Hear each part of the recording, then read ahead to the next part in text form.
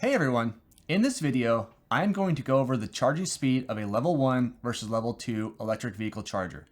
I recently bought my first electric vehicle, and if you are like me, you had questions about the different types of home chargers and the actual speed they charge your vehicle at.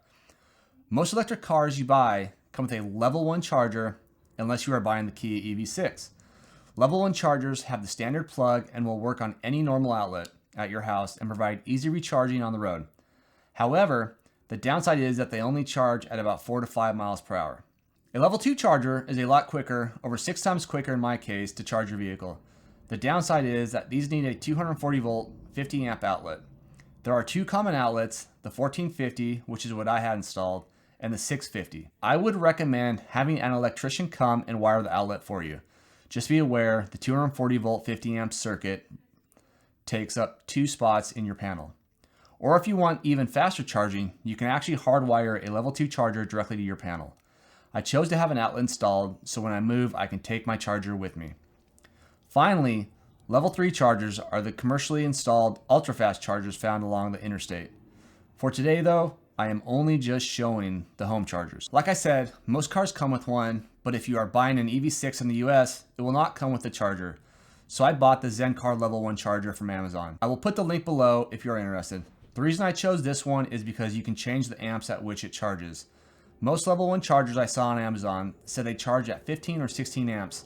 However, I only have a 15 amp circuit in my circuit panel, and my understanding is that the circuit breakers are designed for an 80% load over extended periods of time.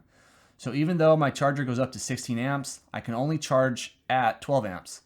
If you have a 20 amp circuit breaker, you can charge at 16 amps. Also, if you are charging your vehicle, the charger should be the only thing plugged in on that circuit. The screen on this one shows the charging time, temperature in Celsius of the controller, current voltage, current charging amp it is set at, the actual charging current, the current kilowatt hours it is charging at, and how many kilowatt hours your car has been charged. For my level 2 charger, I am waiting on the ChargePoint Home Flex to be delivered, but in the meantime, I bought a Lectron 24 volt 32 amp travel charger to fill the gap. I will put the link down below as well.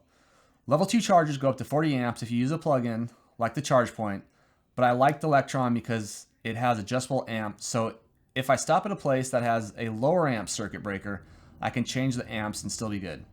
The Lectron can be adjusted from 32 amps down to 10 amps. The screen on this one shows the current charging amp setting, the time it has been charging, an icon showing it charging or if it is finished. The amount of kilowatt hours your car has been charged is in big bold letters in the center of the screen.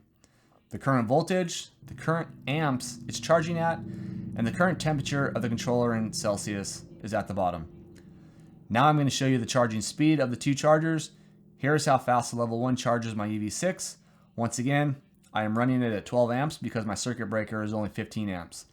To go from 47% to 80%, it is going to take 24 hours and 10 minutes. It is charging at 1.4 kilowatt hours, which is about 5 miles per hour. To just do a simple run to the grocery store 10 miles away, 20-mile round trip, I will have to charge this car for 4 hours. Now you can see when I plug in the level 2 charger, I am getting 7.6 kilowatt hours, which is about 26 miles per hour. This charger only needs 3 hours and 40 minutes to go from 47% to 80%. The level 2 charger is about 6 times faster than the level 1. If I travel to the same grocery store 10 miles away, it takes less than 1 hour to charge the car to make the trip. It is easy to see why it is worth installing a level 2 charger. Thanks for watching, and let me know if you have any questions in the comments below. Don't forget to subscribe to my channel for more info on travel around the Carolinas and now electric vehicles, and as always, have a great day.